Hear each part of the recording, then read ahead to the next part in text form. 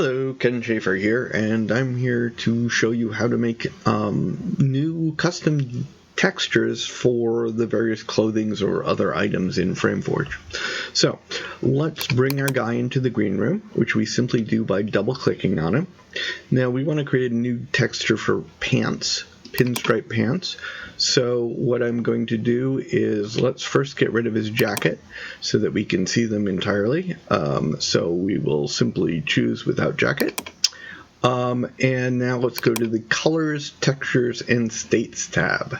We will click on the pants to select them, and then we will say Apply Edit Decals. Now, even though we're creating a new texture, we do it this way because what that does is that will show us the underlying texture that currently exists, which we're going to use as a template to create our own.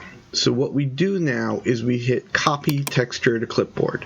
So that's going to copy this base image here to our clipboard. Then go into the paint program of your choice. I use personally Corel Photo Paint, but it can be whatever you like. And paste the copied texture as a new object, a new layer. Now, I have gone on the web and already found some good image of pants that I like. So I'm going to copy this image.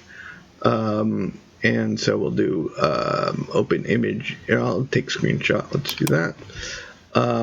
And we will select the region that we care about. And, oops. Oh. There we go. And we'll just copy it. So now we go back to our texture here, and we will paste it. And obviously it's too big, so we're going to need to resize it.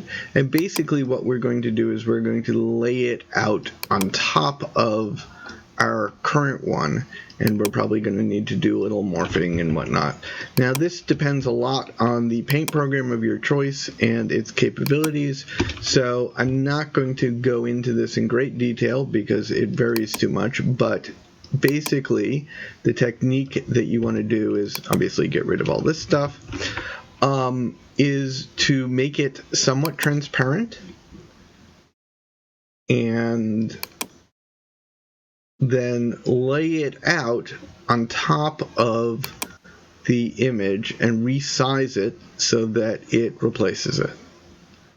And I'm going to start by doing this and then sort of jump to the final version because it's a little fiddly, it takes a little bit of work, but if you know how to use your paint program, you should be able to do it without too much problem. So I'm going to do a time lapse here and we'll jump to the conclusion.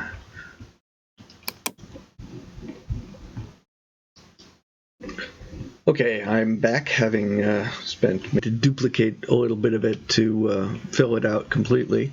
As you can see, let's combine these two objects together.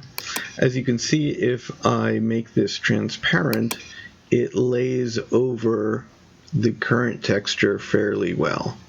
So let's see what it's going to look like. So we need to save this. And we don't need to save this as a decal, even though we started with the decal process. That was, again, just to get the original texture easily into our paint program. So let's export this as a JPEG, and let us find FrameForge.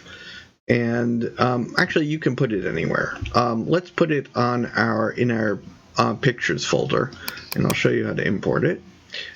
So we'll say striped red pants, and we're going to save this as a JPEG because we don't need any transparencies.